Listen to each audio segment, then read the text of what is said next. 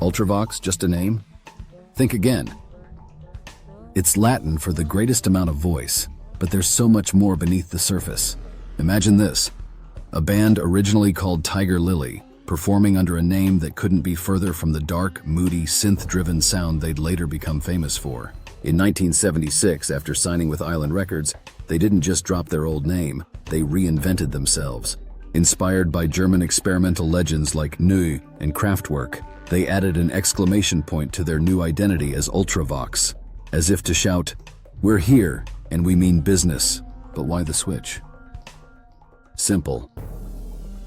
They weren't just evolving musically, they were staking their claim as pioneers in the new wave movement, and boy did they deliver. With 7 top 10 albums and 17 top 40 singles between 1980 and 1986, Ultravox became the band that defined the sound of an era. And then came Vienna, their magnum opus. This song wasn't just a hit, it became an anthem. Imagine reaching number 2 on the UK charts, only to be held back by John Lennon's Woman and Shaddap You Face by Joe Dolce.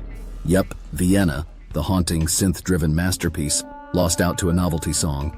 But here's where it gets wild. Vienna was later voted Britain's favorite single to ever peak at number 2. That's the kind of legacy you can't write. And what about that video? Filmed in stark black and white across Covent Garden and the streets of Austria, the video was as iconic as the song itself. A Roland drum machine, lush synth pads, and classical influences from Max Reger gave Vienna its signature sound, propelling Ultravox into the stratosphere of 80s music legends. But the real mystery? Ultravox wasn't just a name. It was a declaration, a voice that echoed through the decades, proving that sometimes the story behind a name is as intriguing as the music itself.